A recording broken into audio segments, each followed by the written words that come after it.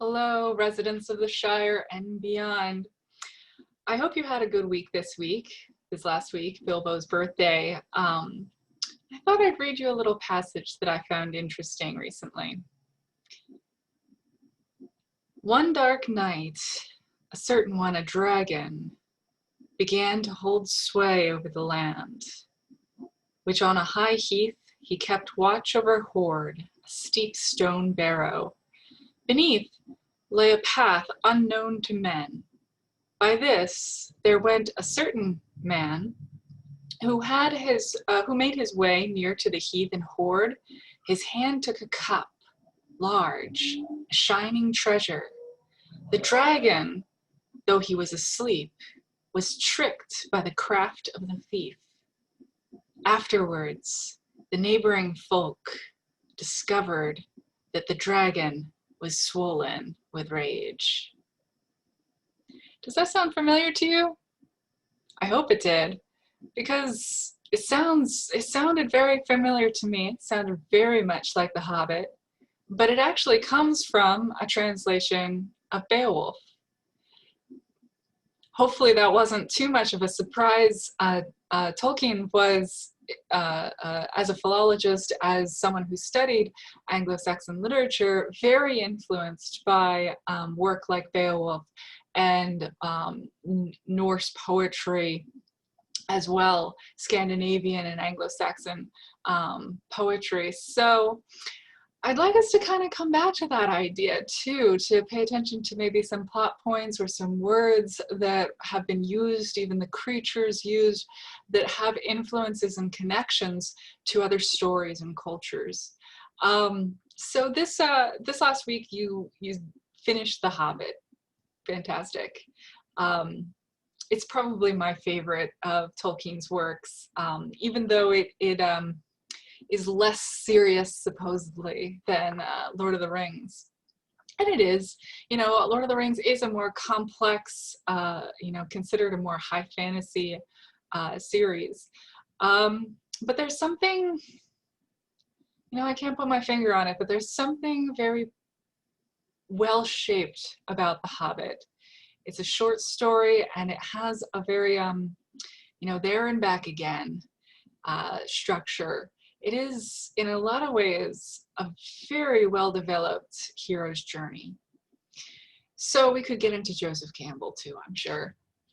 But what I want us to focus on now is actually your midterm essay. We're going to come back to Tolkien. We're going to come back to The Hobbit, particularly with reference to Lord of the Rings, and to see how the journey the journeys are echoed and how the journeys are different between the two. I think we will see both, we could use The Hobbit as a foil with which to understand better the journey of Frodo than in Lord of the Rings. But again, we will revisit. I want us to really focus on the midterm essay this week, and so I have a sample essay that I will be sharing with you, and the rest of this lecture is dedicated to how to shape your midterm essay. So a couple of opportunities for this shaping are this week, and I want us to concentrate on that. The first is a discussion board, and actually let me shift to that first.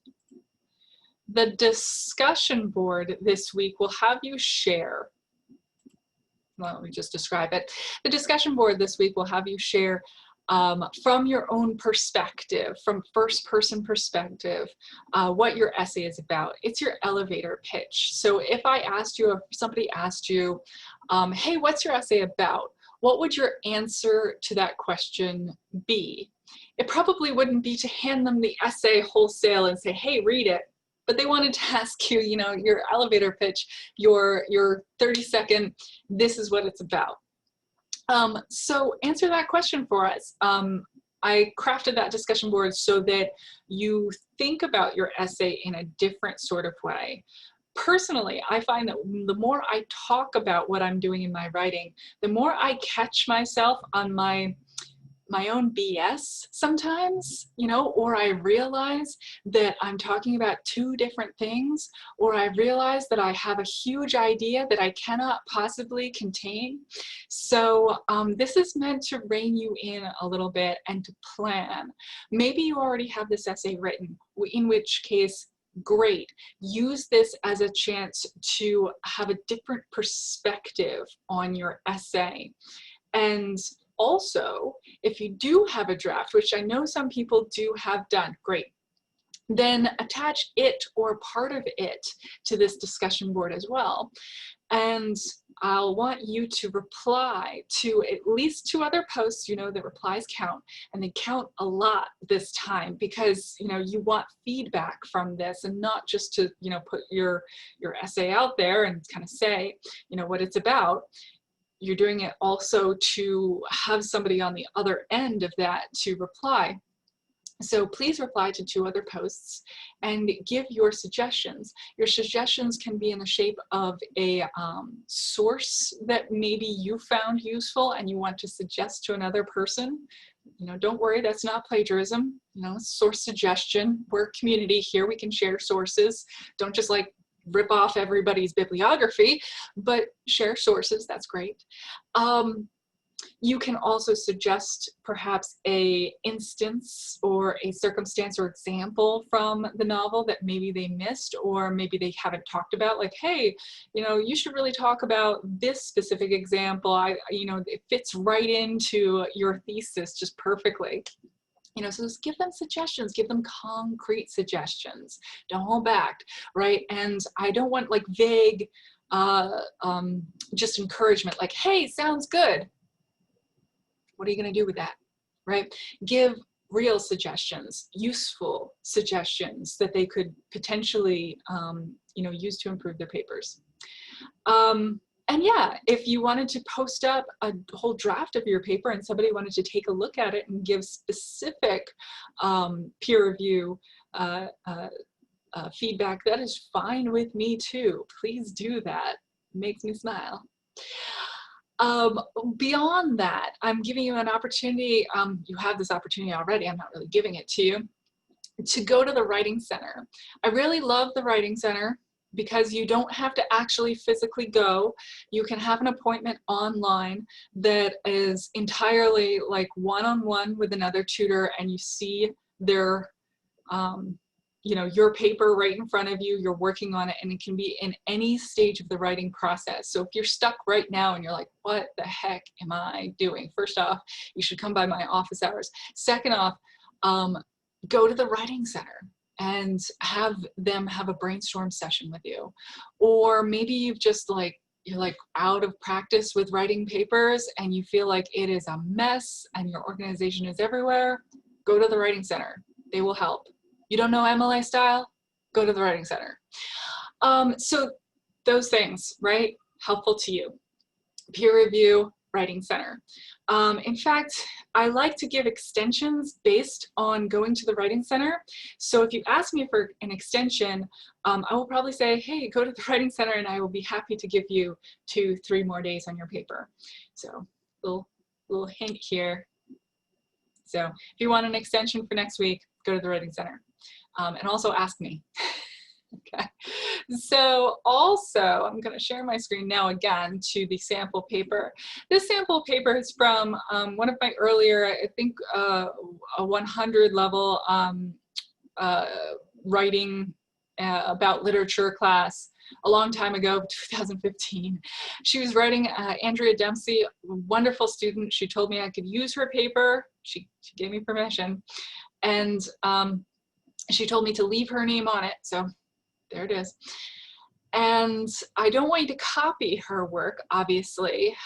She's writing about the yellow wallpaper, so it would be pretty hard to copy her work.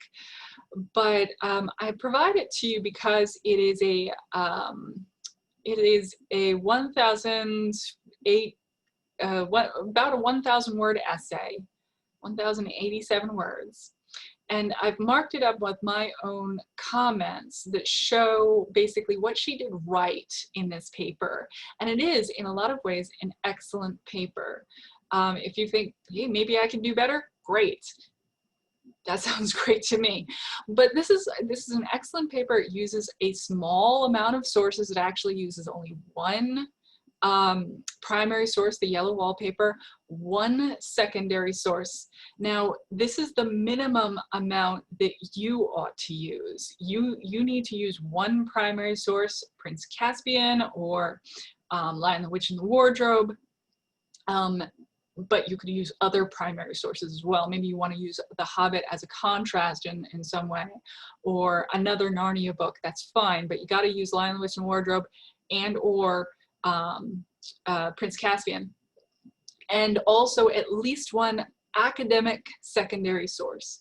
By academic or scholarly or peer-reviewed, you should know those words, peer-reviewed, I mean that it is from an academic journal whose readers, right, are other researchers in the field. In a lot of cases, you can find this sort of work on JSTOR or on some of the academic journal databases that the library has, but just keep an eye out because not everything on those databases are academic articles. There are things called book reviews that are shorter articles, and just a review about like that Tolkien's work is great won't cut it for this. Those academic book reviews, I've written them, that they're awesome, but they're not considered scholarly peer-reviewed journal articles. They're only reviewed by the editor of the journal in most cases, and they're also very, very much shorter. They're generally around 2,000 words or so, and so they'll be less helpful to you. So, I mean, I'm not saying that you can't use them, but they don't count as as your minimum amount of academic peer-reviewed sources, which is at least one that you have to use. And don't just cite it and not use it. That doesn't count. Okay. Now, this one, Andrea used extensively. In fact, she structured her entire paper around arguing that this scholar's work, Conrad Shoemaker's essay, Too Terribly Good to Be Printed, Charlotte Gilman's The Yellow Wallpaper, that his article was incorrect, that its thesis was wrong. And this is not what you have to do. You don't have to argue against another scholar. You could use instead your scholarly support for your thesis instead. That's fine by me. But this is one option, and it's one interesting and strong option to structure one's paper. Andrea uses two forms of evidence. She uses specific examples, she uses summaries, and she uses logic throughout her paper to put the pieces together for us. She also employs a number of literary devices throughout. I think she uses foil at one point, and I would like to encourage the use of literary terminology wherever possible, if you know it. Specific examples come from the text, and she's also quoting directly from Shoemaker's article because she's arguing against him. She has an interesting title. She's using MLA style throughout. She has a hook that gets us into the thesis and isn't just generally about the novel, or in this case, the short story that she's talking about. She clearly introduces her sources by name. She's using their full name, and she uses the page numbers to cite. If you have page numbers, use them. If you don't, leave it blank. Okay, so those are some things that she's doing really right in this paper. She has an introduction paragraph or paragraphs. She has a few paragraphs in the center. It doesn't have to be a 5-paragraph essay, but what it does have to do is have some structure. So don't give me like a whole blob. That's not fun. And she also uses block quotes very sparingly. We see there's a block quote straight from the primary source that she's using, from the yellow wallpaper. She cites it specifically. Throughout, she also uses summaries, that she cites. And she has a conclusion that wraps it up, doesn't go off the rails and has new information, she wraps it up, but also, you know, reflects on the importance of this and maybe discusses implications of her thesis. So that's the paper in a nutshell. Those are my expectations, that your paper is well organized, that it's well edited, that it uses specific, well-cited sources, and it uses academic sources, at least one, but note that that's the minimum. And I would generally expect the use of more if it warrants it. Okay, so yes, I think this week is probably going to be really dedicated to drafting, editing, putting together your thoughts on your paper. If you want to stop by my office hours, I have Zoom office hours on Monday, Wednesday, and Friday. Monday, Wednesday, Friday, 11 to 12. Wednesday and Monday, 3 to 4. Stop by.